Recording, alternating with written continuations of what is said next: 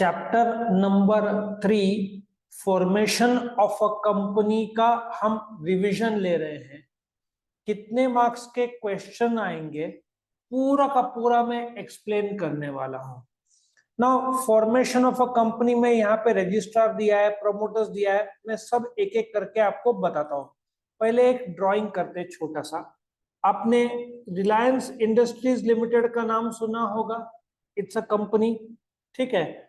Now जो Reliance company है उस कंपनी के मेन दो प्रमोटर्स थे। प्रमोटर्स वो लोग हैं जिनको आइडिया आता है कंपनी शुरू करने का, और प्रमोटर्स जो स्टेप्स लेते हैं जिससे कंपनी शुरू होता है उन स्टेप्स को बोलते हैं प्रमोशन, ठीक है। So you can safely assume कि प्रमोटर्स वो लोग हैं जिनको आइडिया आता है to get the company started.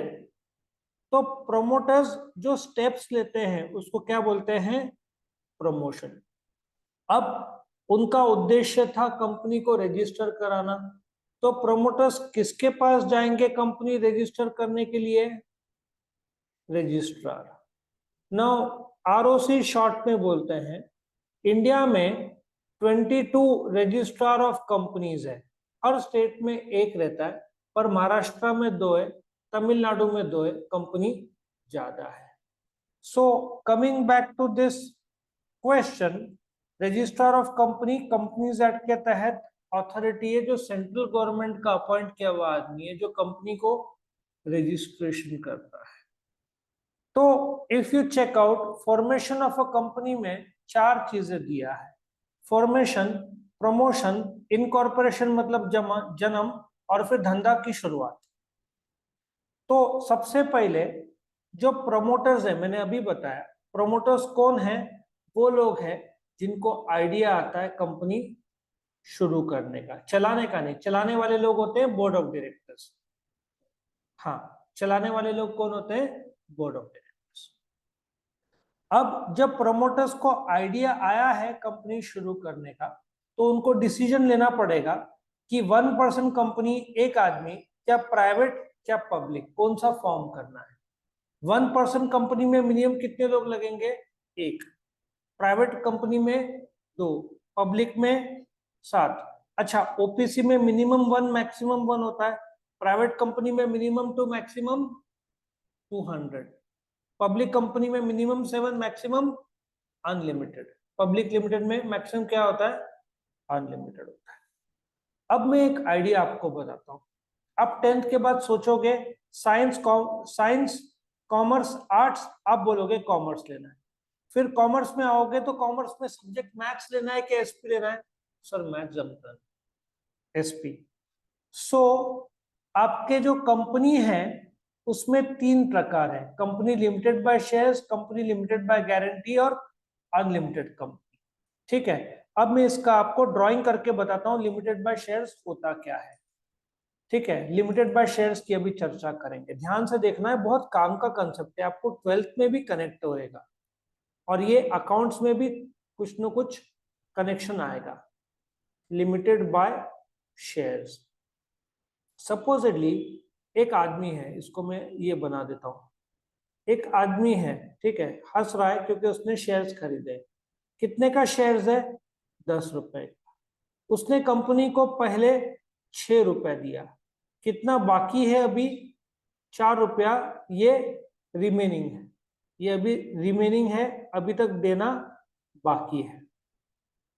अब कंपनी को घाटा हो जाता है, घाटा होता है ₹7 पर शेयर का लॉस हो रहा है कंपनी को। अब कंपनी को पैसों की जरूरत है, तो कंपनी शेयर होल्डर से पैसा मांगती है कि आपका बाकी का रकम दो। क्वेश्चन ये है, क्या कंपनी 7 रुपीज मांग सकती है जो लॉस है? यदि लिमिटेड बाय शेयर्स है, इसका मतलब जो ये जो चंपक लाल है, इसका नाम मैंने रखा है चंपक लाल, क्या नाम है, चंपक लाल से ज्यादा कितना मांग सकती है कंपनी, 4 रुपया। अच्छा, वही कंपनी यदि अनलिमिटेड रही, ठीक है, वही कंपनी अनलिमिटेड रही, अनलिमिटेड लायबिलिटी कंपनी, तो चंपकलाल यदि उसका मेंबर रहा तो उसको 7 रुपए देना पड़ेगा। और यदि कंपनी लिमिटेड बाय शेयर्स रही तो कितना देना पड़ेगा? सिर्फ 4 रुपया। तो मैं आपको बताता हूँ, रिलायंस इंडस्ट्रीज लिमिटेड, ये लिमिटेड दिख रहा है, ये लिमिटेड, ये 4 रुपए का है।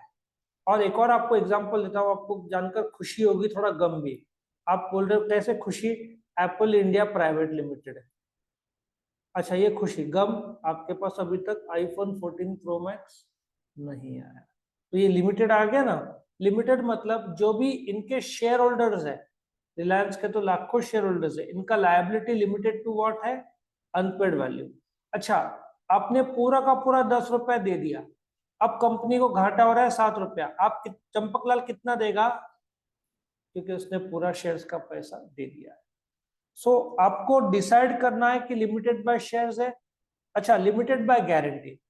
अब सपोजिटली चंपकलाल को ये बोलते हैं, वो company limited by guarantee form करता है, तो वो बोलता है कि मैं 10 लाख रुपए देने को तैयार हूं। तो ये 10 लाख क्या है?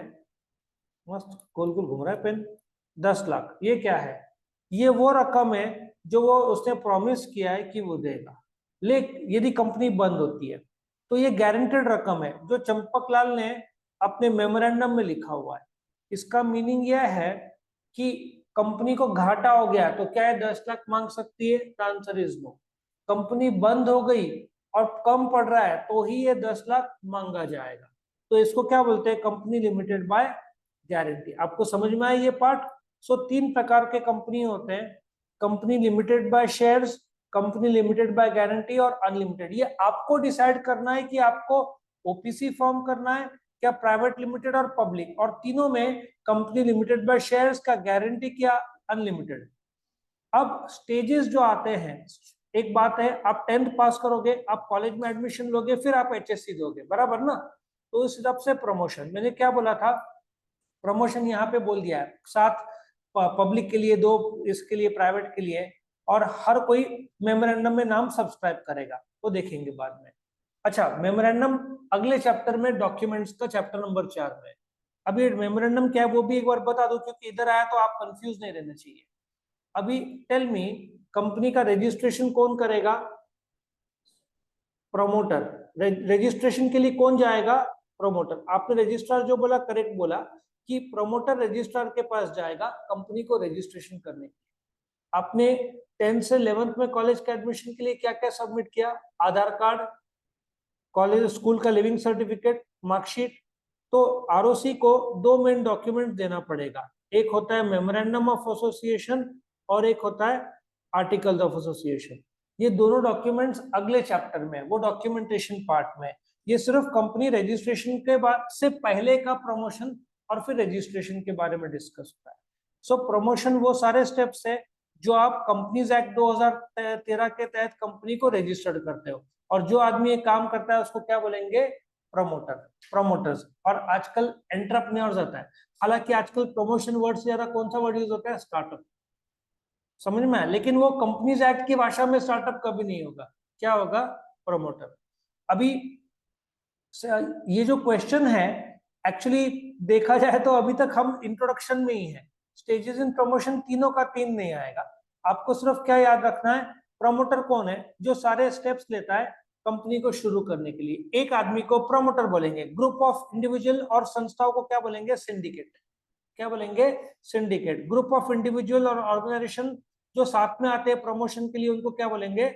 सिंडिकेट। अच्छा, प्रमोटर कौन है? Who has been named as such in a prospectus और एनुअल रिटर्न। अब ये दोनों, ये लोग कंसेप्ट नवे नवे ला रहे हैं तो मैं आपको नवा नवा एक्सप्लेन करूंगा। नाउ प्रमोटर ने एक कंपनी फॉर्म किया, मैं कंपनी का नाम लेता हूं सुला विनेयार्ड्स, वाइन की कंपनी है, इंडिया के नंबर 1 वाइन मेकर है, और वाइन से क्या, थोड़ा रेड वाइन अच्छा लगता है सुनने को। सुला विनेयार्ड्स एक जमाने में वो प्राइवेट लिमिटेड थी, अभी वो प्राइवेट लिमिटेड नहीं रही, उसने शेयर्स बाजार में लाया। जब ये इंडिया की नंबर 1 वाइन कंपनी है, नासिक में है, इन्होंने क्या किया, शेयर्स बाजार में लाया। उस बाजार में लाने को आईपीओ बोलते हैं। जब एक पहली बार कंपनी शेयर्स बाजार में लाती है, लोगों को ऑफर करती है कि हमारे शेयर्स खरीदो। करीबन 900 साढ़े 900 करोड़ का इन्होंने शेयर्स बाजार में लाया था वाया आईपीओ। अब यहाँ पे हमारा चंपक लाल है, चंपक लाल क्या करेगा, शेयर्स के लिए अप्लाई करेगा, ठीक है। तो उसको कोई डॉक्यूमेंट भरना पड़ेगा, तो चंपकलाल एक डॉक्यूमेंट भरेगा, उस डॉक्यूमेंट को क्या बोलते हैं, प्रोस्पेक्टस।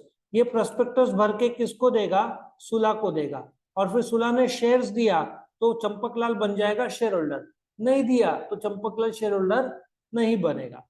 और फिर जैसे कंपनी चल रही है, अब जैसे आपको मार्कशीट मिलता है आपका परफॉर्मेंस बेस्ड, तो आपको रजिस्ट्रार ऑफ कंपनीज को हर साल 30 जून तक कुछ इंफॉर्मेशन देना पड़ता है। 30 जून, अभी 2023 आएगा, तो हर कंपनी को 30 जून तक एनुअल रिटर्न फाइल करना पड़ता है, जिसमें बताना पड़ता है डायरेक्टर का पैटर्न क्या है, शेयर होल्डर्स क्या है, नफा क्या है, ये सब हेड ऑफिस पूरा डिटेल देना पड़ता है।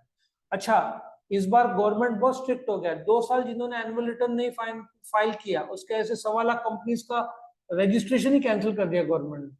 तो आप इसको मिस नहीं कर सकते। एनुअल रिटर्न एक प्रकार का इंफॉर्मेशन है जो आप रजिस्ट्रार को दे रहे हो कंपनी के बारे में। ये चंपकलाल को नहीं देना है, किसको देना है, सुला विनियर्स। सुला विनियर्स अभी पब्लिक लिमिटेड हो गया है, उसके शेयर बाजार में बिकते हैं। जब शेयर बाजार में बिकते हैं तो वो पब्लिक लिस्टेड कंपनी, उसको लिस्टेड कंपनी बोलते हैं, क्योंकि शेयर बाजार में उसके शेयर्स बिक रहे हैं, ठीक है। प्रोस्पेक्टस और एनुअल रिटर्न समझा। तो जो प्रोस्पेक्टस इशू किया था उसमें सुला विनियर्स का नाम रहेगा। ये जो प्रमोटर्स है, आई थिंक सावंत करके, राजीव सावंत, जहां तक मुझे पता है वो उसका प्रमोटर है, ठीक है। तो उनका नाम आ जाएगा, और एनुअल रिटर्न में भी प्रमोटर का नाम, ये सब डिटेल्स आपको देना पड़ेगा।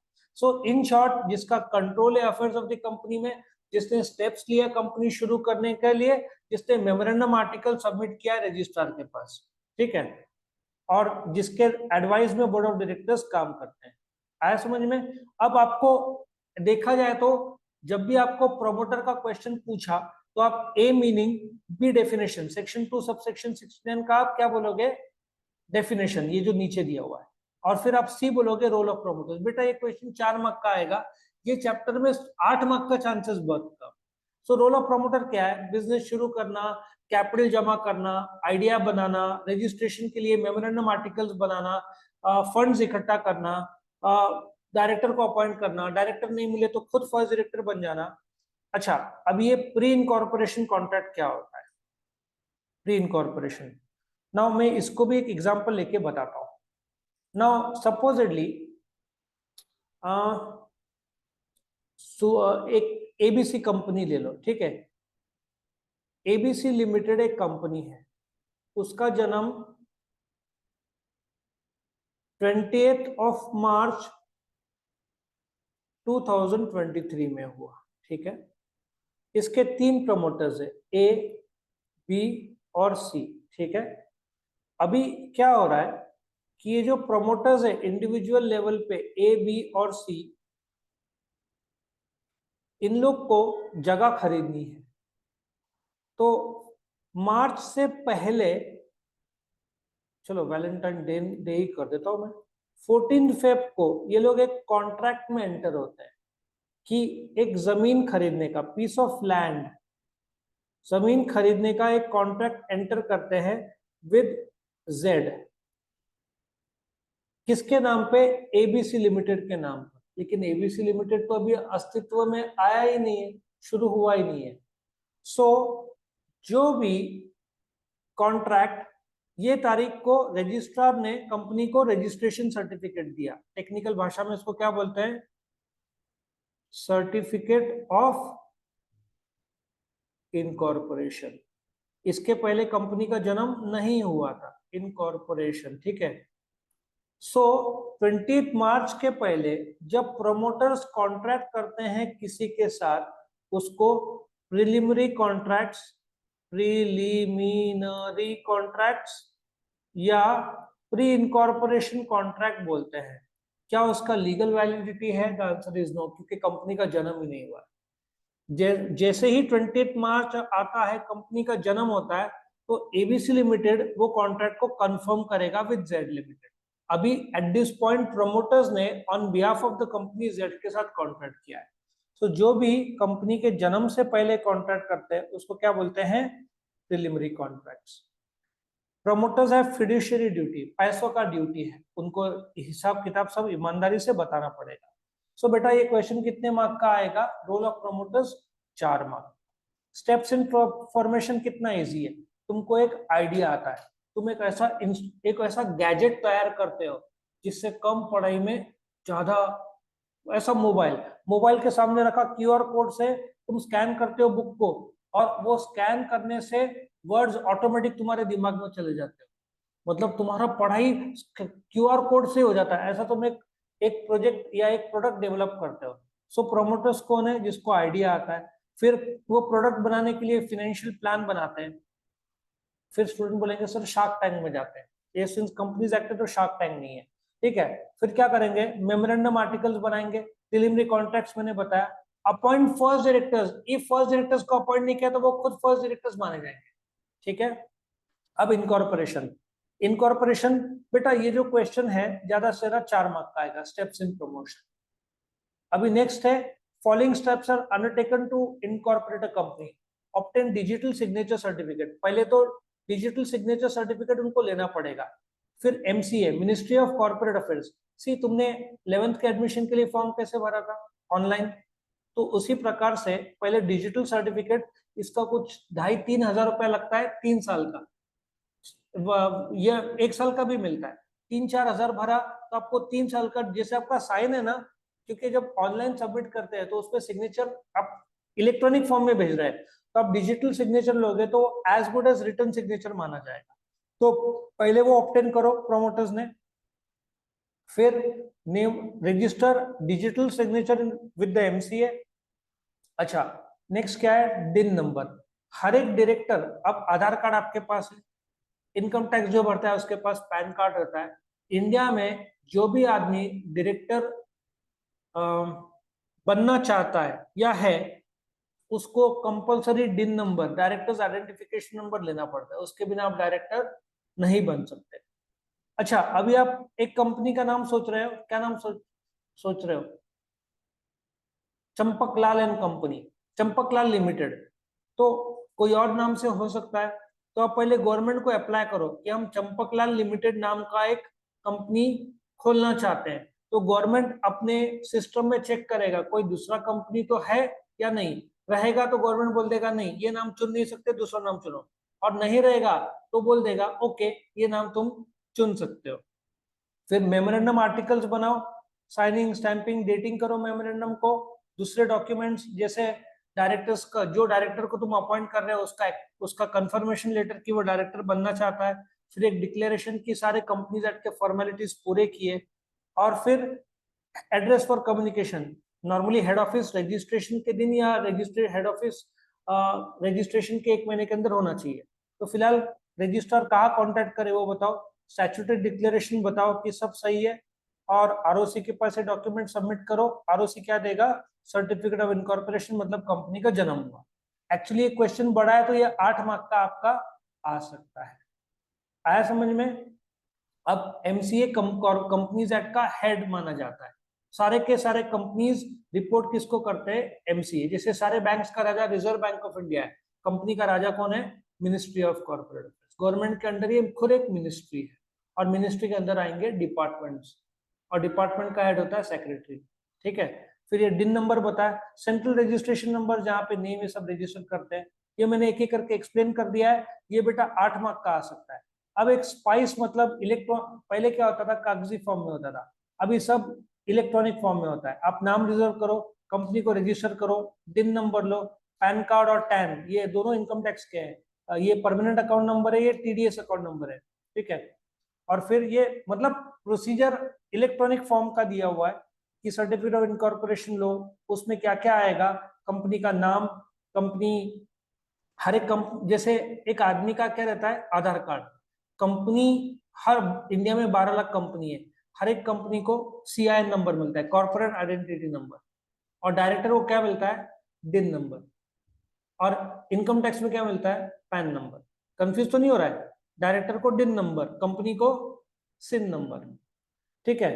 इंपॉर्टेंस क्या है? ये कंपनी का जन्म हुआ है, नाउ कंपनी अपने नाम पे कॉन्ट्रैक्ट कर सकती है, कोई कंपनी पर केस कर सकता है, कंपनी किसी पे केस कर सकती है, ये सब है। देखो सर्टिफिकेट ऑफ इनकॉर्पोरेशन ये आ गया ना इधर, government of India, ministry of corporate affairs, यहाँ पे सब दिया, डिजिटल सिग्नेचर सर्टिफिकेट दिया है, यहाँ पे गवर्नमेंट का सिंबल आएगा, यहाँ पे तारीख दिया है, कॉर्पोरेट आइडेंटिटी नंबर दिया है, पैन नंबर दिया है, टैन नंबर दिया है, ये तारीख जिस तारीख को दिया है, यहाँ पे सबसे इंपॉर्टेंट ये है जो तारीख दिया है इस तारीख को कंपनी का जन्म माना जाए। हर एक कंपनी को ये सर्टिफिकेट ऑफ इनकॉर्पोरेशन लेना पड़ता है, उसके बिना कंपनी ऑपरेट हो नहीं सकती। Allotment of CIN number, CIN number मैंने बोल दिया it's a 21 digit alphanumeric code. इसमें कैसे रीड करते हैं वो भी है। लिस्टेड मतलब शेयर बाजार में लिस्टेड है, बिक रहा है कि नहीं, तो एल आएगा स्टार्टिंग में। और ये यहाँ पे देखो टाटा स्टील का दिया हुआ है इन लोगों ने सिन नंबर, एल क्योंकि टाटा स्टील के शेयर बाजार में है। फिर इंडस्ट्री कोड, फिर एमएच मतलब महाराष्ट्र में उसका हेड ऑफिस है, यह कौन से तारीख को जन्मा, 1960। फिर पीएलसी, और यहाँ पे रजिस्टर ऑफ कंपनी का रजिस्ट्रेशन नंबर। सो ऐसे 21 डिजिट को 1, 5, 2, 4, 3 और 6 भाग में बांट। तुमको ये सब करने की जरूरत नहीं है, सिर्फ एक तुमको एक अंदाजा आएगा इससे। तो सिन नंबर हर एक कंपनी को, जैसे एक नागरिक का आधार कार्ड रहता है, वैसे कंपनी को क्या मिलता है, सिन नंबर। और वो कितना डिजिट नंबर है, 21 डिजिट नंबर है। Commencement of business. Now certificate of incorporation किसको मिलता है, private limited, public limited. But क्या वो काम शुरू कर सकते हैं, द आंसर इज नो। उनको एक और सर्टिफिकेट के लिए रुकना पड़ता है, उसको क्या बोलते हैं, कमेंसमेंट ऑफ बिजनेस। पहले क्या था, पिछला कंपनीज एक्ट 56 में प्राइवेट लिमिटेड को सर्टिफिकेट ऑफ इनकॉर्पोरेशन मिला, धंधा शुरू करो। पब्लिक लिमिटेड नो, रुको सर्टिफिकेट ऑफ कमेंसमेंट के लिए।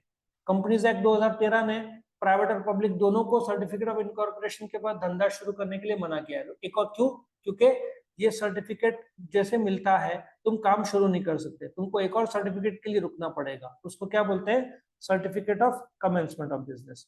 तो certificate of commencement of business इसलिए क्योंकि जो भी तुमने मेमोरेंडम आर्टिकल सब फाइल किया था, अब डिक्लेरेशन ऑफ डायरेक्टर लो कि उसने पैसा जो मेमोरेंडम में लिखा था कि मैं इतना पैसा दूंगा, वो दिया है कि नहीं।